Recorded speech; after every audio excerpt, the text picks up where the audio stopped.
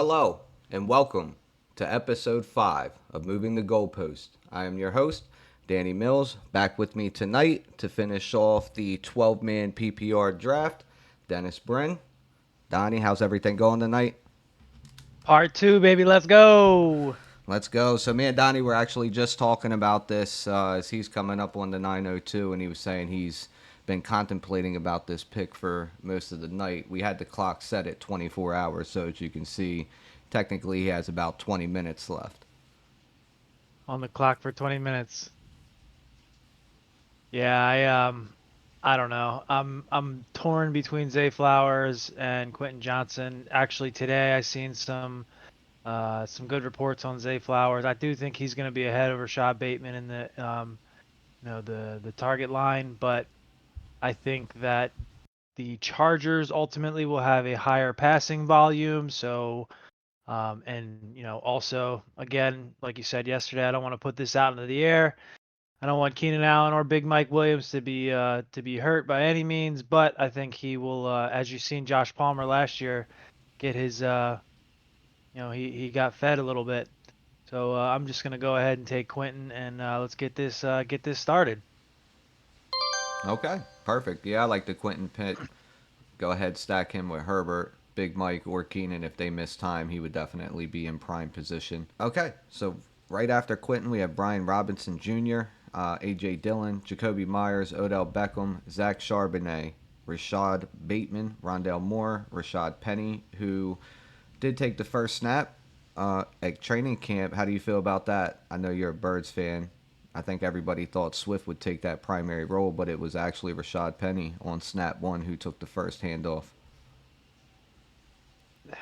From a fantasy perspective, I have always been a DeAndre Swift fan, but both of the guys are injury prone players. So, speaking as an Eagles fan, I personally would love to see Rashad Penny as a primary runner and DeAndre Swift as a passing down and third down back. Probably 60-40, um, 60-40 either back's way, depending on which type of game it is. If it's a run heavy game script, I don't mind seeing Rashad Penny in there. He's a good runner when he's healthy. So, I'm indifferent, I guess. Yeah, Penny, when he's healthy, I think he had the most yards after contact when he was in with the Seahawks when he was running as their one. I'm interested to see if he stays healthy behind your guys' line, if he does kind of take over that role. And a similar opinion on Swift. I last year targeted Swift, traded for Swift, always holding on to when he gets in and he gets that full time role, he was really going to take over for Detroit, but it ended up being Jamal Williams, and Swift kind of just got pushed out towards the end of the year, and then Detroit traded him to Philly for the draft. So, all right, so we have the first defense also come off of the board, leaves me up at 108, and I'm actually looking at, as you had said, Zay Flowers. I have him above Bateman as well. I like Odell probably a little bit more than other people.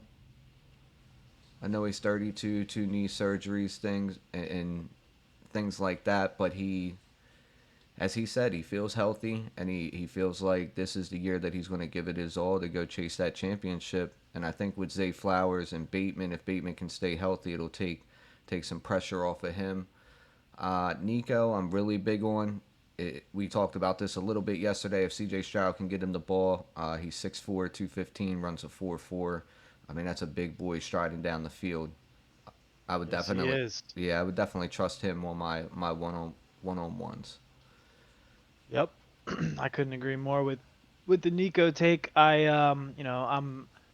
I'm big on Nico, and I'm not necessarily down on Odell at all. I think it's going to be. I just know that the Baltimore Ravens and Harbaugh are always, regardless of. Actually, I can't say that because he's never actually had legitimate wide receiver threats. So in the past, he's always been a run heavy team. The RPOs, the design quarterback runs. I mean, Latavius Murray, they had I can't even tell you how many backs I remember over the past 5 years, and all of them seem to be okay. So that just makes me nervous about their receivers in general. I mean, the one hope is Todd Monken has come out and said, "I'm taking Lamar Jackson back to Louisville. Like we're moving quick and we're going four wide sets." So if that's the case, I think their pass rate will definitely increase from last year, and I think it'll if you spread the field like that. If Zay Flowers and Bateman and Odell start to win their one-on-ones, anybody in man coverage with four wide spread like that, Lamar is bound to just take off. So I think there's a lot of value with that if everybody stays healthy and they can learn Todd Monken's system fairly quick in the offseason. The Ravens could be explosive. Personally, I'm going to take the Geno stack now because I don't think he'll be there. I think when I come back up, I'll be around 130. So I don't think he'll make it to 130. So I'm going to take my quarterback stack now. And then I am going to come back. I'm going to come back with Zay over Nico. Like it.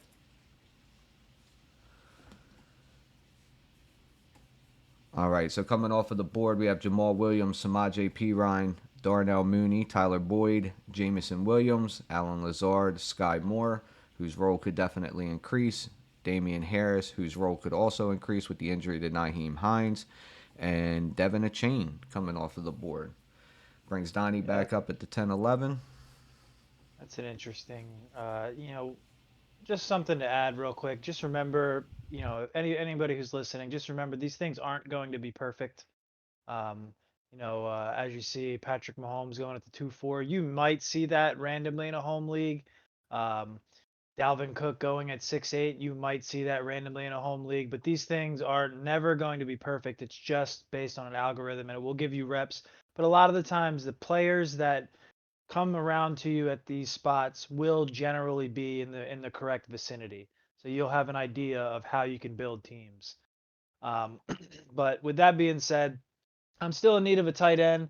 And I noticed that one, two, three, four teams do not have tight ends, and we are pretty well past one night. We're at pick 119, and Fryermuth, Ingram, and Njoku are and actually wait, where's Dulcich on the overall? Dulcich is at 126. So I am actually going to.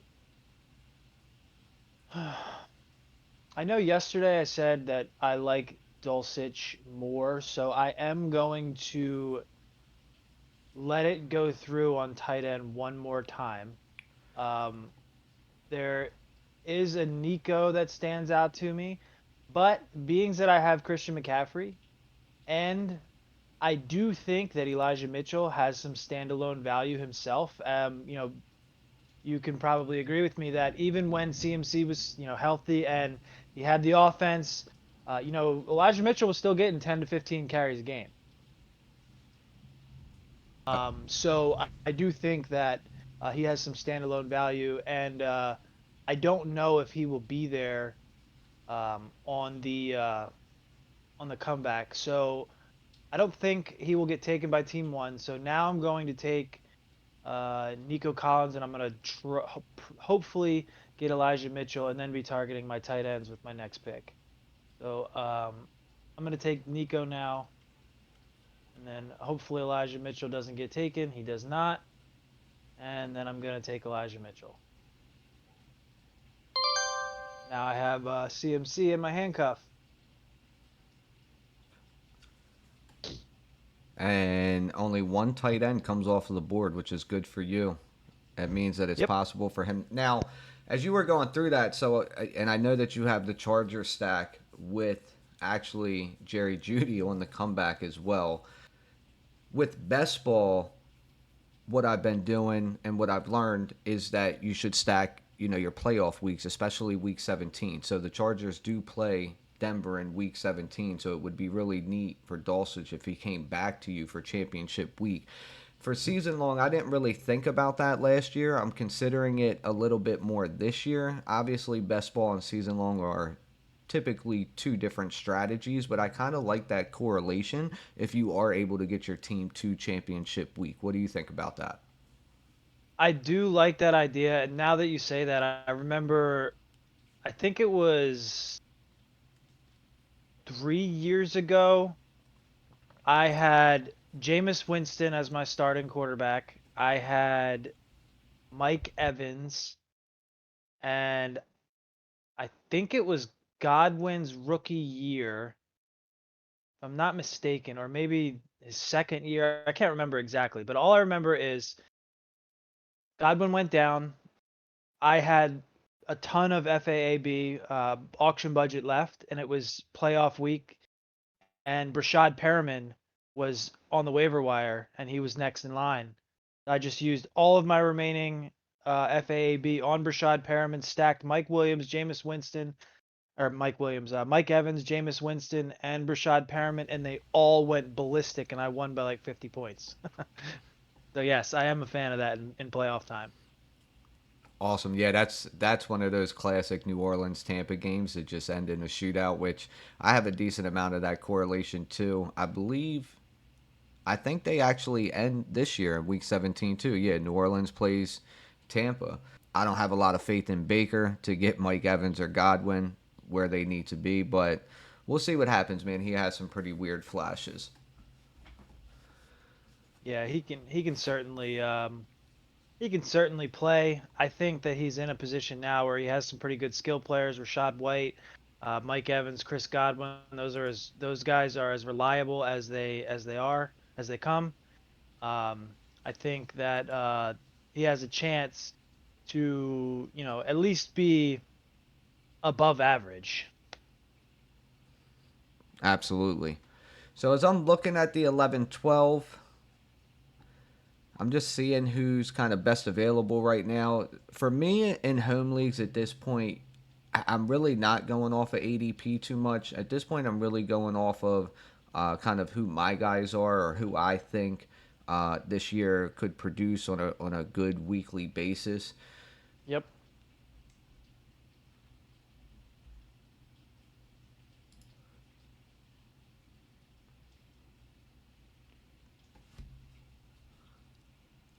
Which I'm trying to think who would be there. Who do I not have to really go up for?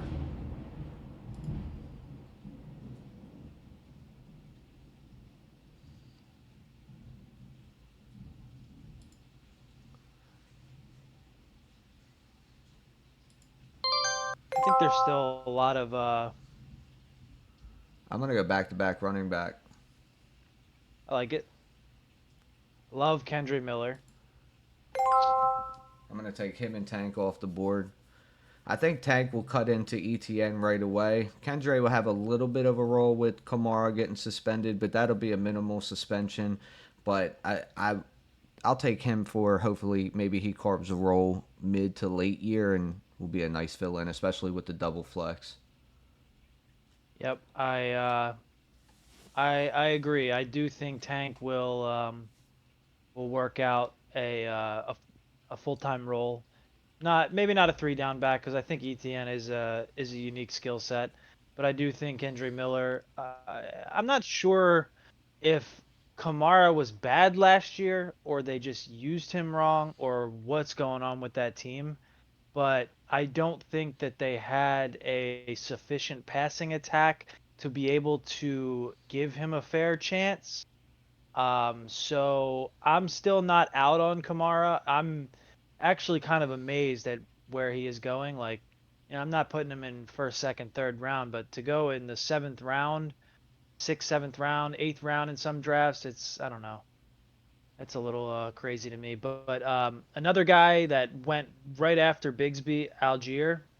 I think he's another guy that could possibly have standalone value because another do you know off the top of your head what the highest run rate team was last year? I know the Eagles were fourth. I'm Atlanta, pretty sure I'm pretty sure the Falcons were first. correct. Um, so yeah, I do think Algier and he played well last year. I think he has some standalone value.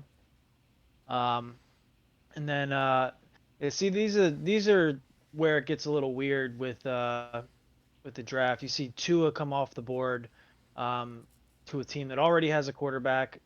Jonathan Mingo, I do like that.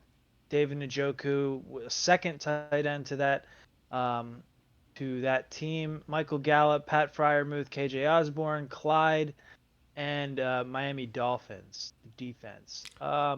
So So really, yeah, really quick, two things I just wanted to touch on that you were kind of talking about. So for me, the reason I didn't go with Tyler Algier is because he's like a true cuff, I feel like, to Bijan. Like, he may come in and give him some relief, but I don't see Tyler Algier, or maybe he does get this role, but I'm just not foreseeing him having the Elijah Mitchell role.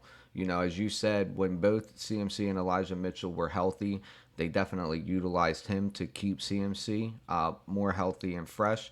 Whereas Tyler Algier and it's a Bijan good are, point. yeah, they're so young that I just didn't.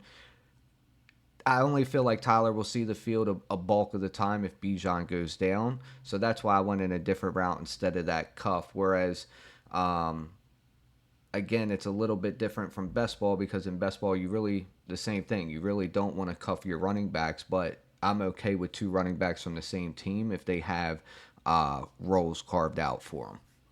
I like that. Yeah, no, I can definitely understand that.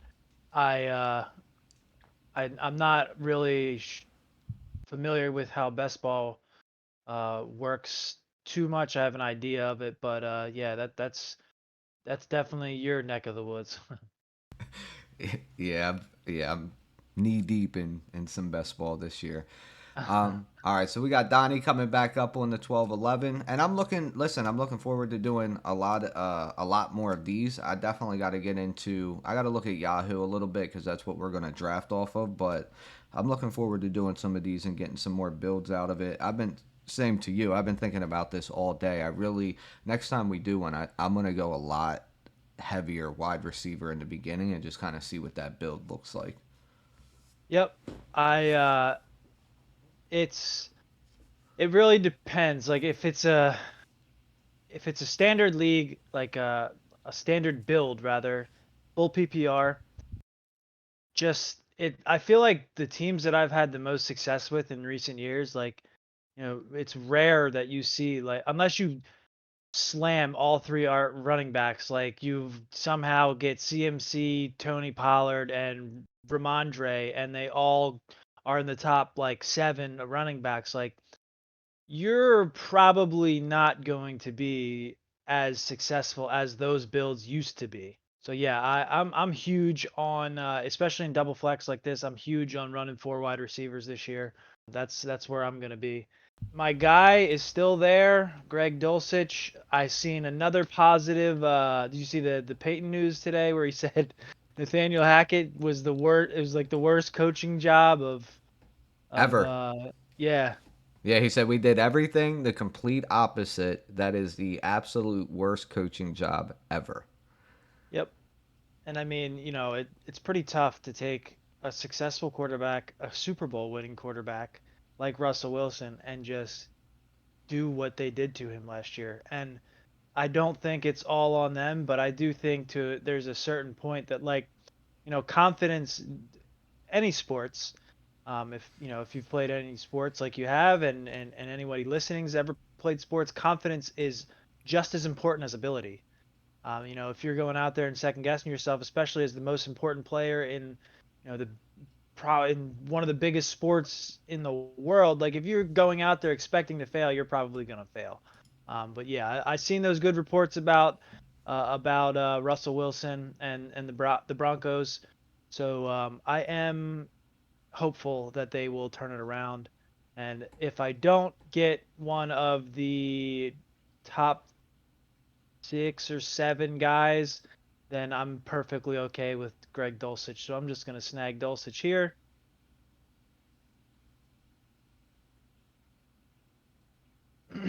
All Oh, right. Now, where do I go? This is where it begins to get interesting for me because I have two starting running backs and a handcuff. So I should be adding some kind of running back, either depth or sleeper. And I don't know if there's any depth on the board. I'm not sure what Miami's backfield is going to look like, especially with, Devon, a Chain or a Kane in the mix. But I don't think that Mostert will be completely out right away. I think he's a solid runner when he stays healthy, and he was their primary pass catching back last year. That might be a Kane's role, but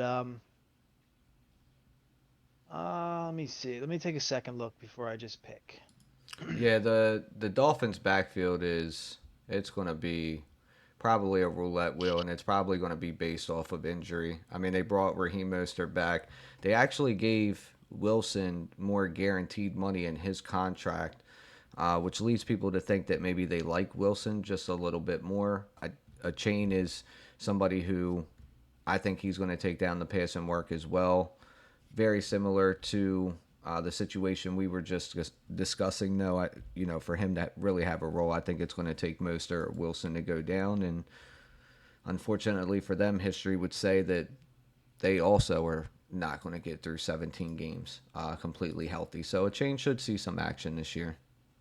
Yeah, and I guess in this predicament, I'm never starting Mostert anyway. Um, I have my RB1, my RB2, and the, a pretty elite handcuff. So this is pretty much just going to be for planning for bye weeks because I think there's still a couple guys that I'm going to not necessarily target, but I'm definitely going to look towards grabbing a little bit later.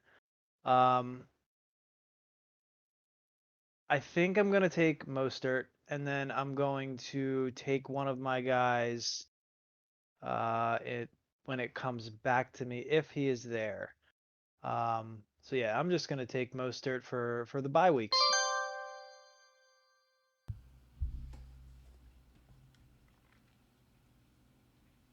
All right, and right after Mostert, we have Zeke Elliott, Jalen Warren, Cole Kmet, who just got paid. He got paid 50 million. But Saquon can't get 12 a year. I know. That's insane, man. That Saquon and Sad. them are. I mean, just pay the kid 15 million. Just pay him. That's all. And listen, Jim Irsay is a prick. You seen what he said in that regard? I did not. So Jim Irsay came out and said, basically he said, listen, the CBA took us a good while to negotiate this, and just because one position is unhappy with it, we shouldn't have to go back to the table and renegotiate. Their agents need to stop lying to them and supplying them blind faith, basically. Oof. It's like, come Oof. on, dude. How much fucking money are you making every year?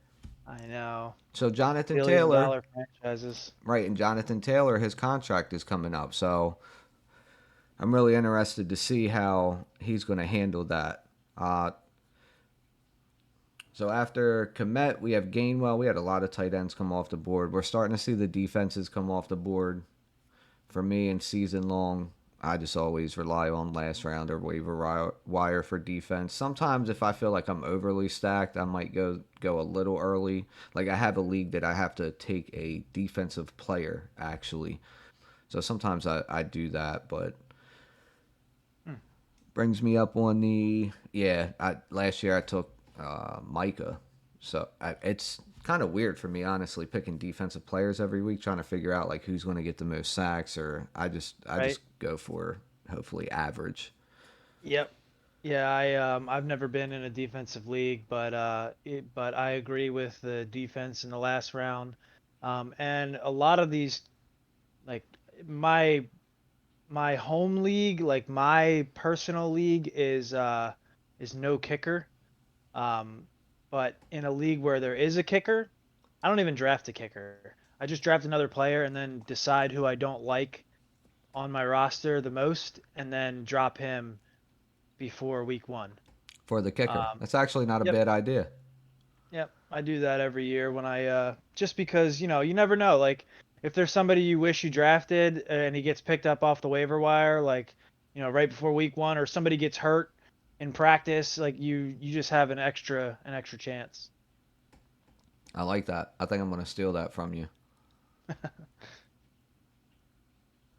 So I'm going to go back to back wide receiver. I'm going to take Rashid Shaheed. I'm going to stack him with Kendre. I like New Orleans this year. If Michael Thomas is healthy and Olave stays healthy, Shaheed will stay in the slot. It'll probably limit his role more than what I would like, but if Michael Thomas or if he misses any games, it'll definitely carve a bigger role for him. They also statistically have the softest schedule of the year, so I definitely want some New Orleans on my team this year. And then I'm gonna come back with the old sleepy MVS, but I Ooh, really okay. wanted to see. Can I search for players? Where would I do that? Um, Top right, search players. Oh, there we go.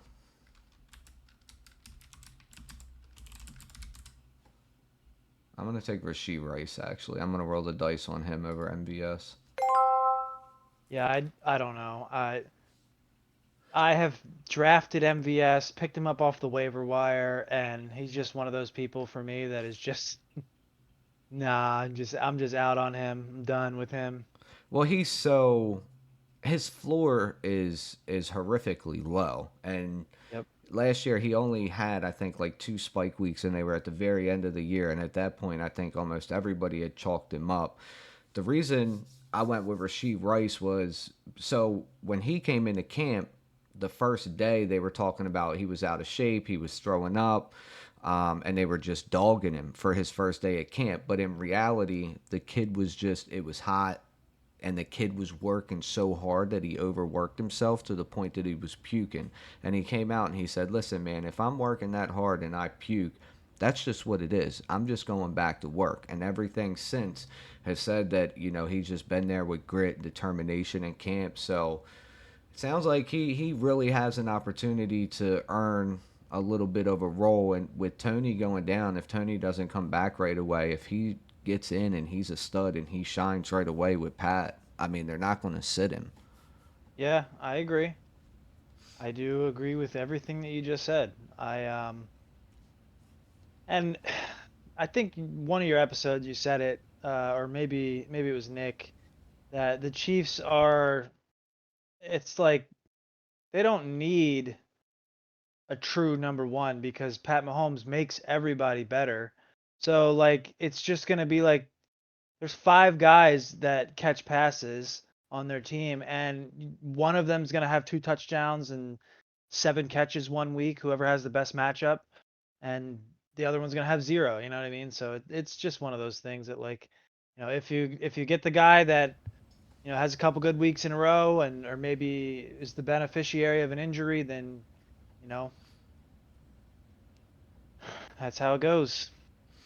That is usually how it goes, and I like taking him back here, and I don't really mind it as my last position pick or one of my last position picks because with the with Zay Flowers and the four above him, it gives me time to see who really does kind of carve that role for Kansas City. I'm not going to plug Rasheed Rice in week one, but if week 4 or 5 he starts to see 7 to 9 targets, then he for me is definitely worth at least a wide receiver three or a flex play.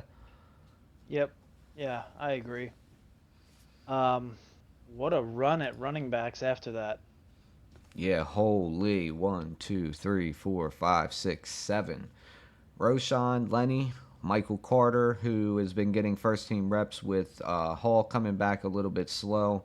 Jerome Ford, Chuba Hubbard, Cordero Patterson, who Atlanta said they do want to put back in the role that he had back in what was that fluke year 2021 I think or 2022. Yep. Then we have Remember that? Gus. Yeah, yeah, the year that everybody picked him up in waiver. I think I picked him up and then dropped him, and I think Tony ended up with him in our league and Yep. ran him the rest of the way. Old trippy Aaron Rodgers at 1409. Aaron Rodgers went into his blackout this year. I'm expecting a top 3 MVP esque season. My man tripped so hard that he gave up 35 million this year. So I'm expecting a big year from A Rod. I'm excited to see him. I know they didn't want to do Hard Knocks, but I'm looking forward to seeing that. And then we had Chig come off at the 14-10, which for me, I dropped Chig with the signing of D Hop. I think his target share definitely goes down, even with the standout rookie year that he had.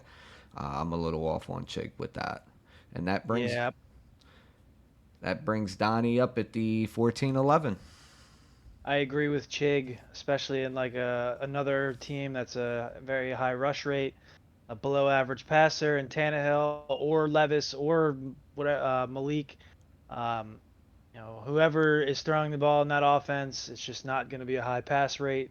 Vrabel's not built to do that. Which brings me to my first guy was going to be Roshan Johnson because I do think he has a chance to. I don't know. I don't think Foreman has a chance to get first, like, be the guy. I think that Khalil Herbert was a very efficient runner, but I also think that Roshan Johnson, from what I have seen thus far, has a shot at that. But I'm just going to stick my foot in my mouth there, and I'm going to put my second guy on my team, who I think. So I don't know if unless Derrick Henry is traded or unless he goes to injury, will have a very big role. Traditionally Titans running backs behind, if you're not named Derrick Henry, you're not having a big role. But Tajay Spears he put on a show at the combine as far as like athleticism. I don't remember seeing a 40 time for him, but I remember when the combine was going on. Like I didn't watch it full time, but I seen a lot of stuff, and he was like jumping out the jumping out the gym basically.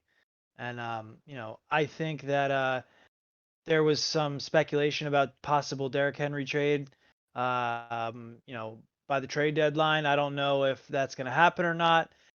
But if it does, or an injury happens, Tajay Spears, I think, will be the guy on a high run rate team. So I'm going to take him. Yeah, I like that pick a lot. So Tajay actually ran, so he ran a 4.4 and he's 5'9", 205. So he has a little bit of size to him. I think as you said, Henry's towards the cliff. I mean, he's over the cliff, but he's just a freak of an athlete. He's 30 years old. I don't see that they can continue to give him that same volume. I mean, at some point his body is just it's going to break down, dude. I mean, you're playing against the greatest athletes in the world and you're taking 15 to 22 hits a game.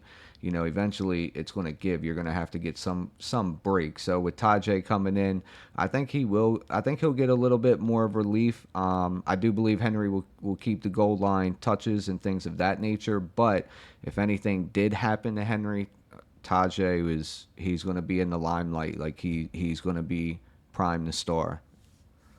Yeah, I agree. I think that he's a good person to have on the bench in these late round picks, someone to target, because if in these 12 man 16, like you're so deep that like these type of players, like all right, so for example, if DJ Chark has a huge week one, I'm not dropping Tajay Spears to pick him up because Tajay didn't play week one. Like, I feel like a lot of people do tend to make like a lot of week one overreactions, um, or week two overreactions, or first 2 weeks, like things like that. And so yeah, I'm not dropping these players that I'm drafting that I think are sleepers that could develop roles mid-season by mid-season. Like those are true potential league winners if they are able to carve roles. Um, That is, let's see. All right, so I have to pick a one more player in a defense. I'm not gonna pick a kicker. So I'll pick my You're not defense. you're not going to take Dicker the kicker. No, I'm not. Um, I'm just gonna take one more player here, and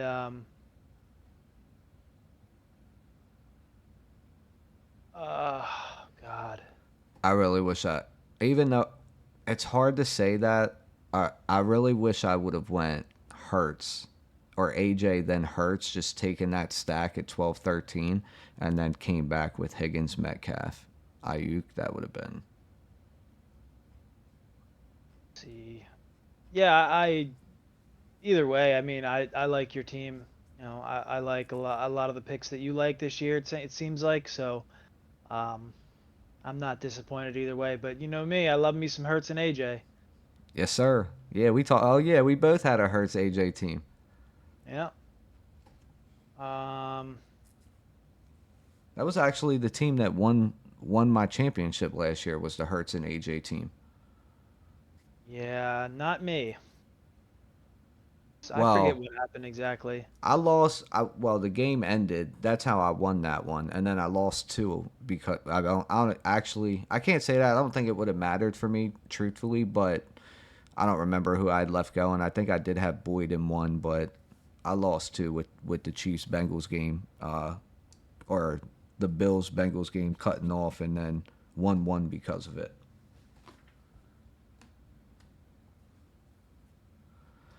All right, Donnie, who we thinking we're taking here at 170? Yeah, this is a tough one. I am looking at a potential Giants receiver, not named Darius Slayton, not named Wandale Robinson. I think that Jalen Hyatt, um, slipped in the draft. This is another Chief situation. There is like five, six, maybe uh, capable receivers in another team that I don't think is going to have a very high pass rate. And the reports that I've seen thus far, not that I'm overreacting to it, but Daniel Jones apparently can't stop throwing to Darren Waller. Um, so I truly don't know. But I think the most upside out of the receivers that the Giants have at the moment is Jalen Hyatt. Um, so I'm just gonna stick another one of them type of potential um, mid-season roles carved out guys on my bench, and I'm just gonna take Hyatt and a defense and call it a day. All right, all right.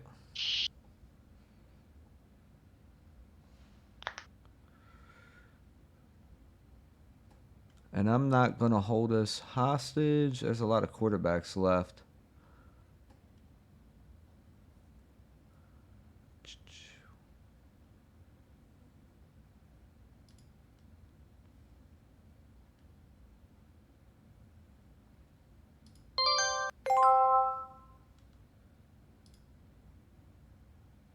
Oh, Zamir. I was, yeah. I don't know how I feel about that situation. I think Jacobs comes back and eventually plays, but he is one who I think with the franchise tag, you have up until almost half the season that you can sit out and then come back and sign your tender. If he does that, I mean, I would imagine he's just going to sit on the bench most of the year, so I'll hold White for that. But if he shows Absolutely. up, yeah, if he shows up at camp at any point, he would be the guy that I drop and go pick up my kicker. Yep.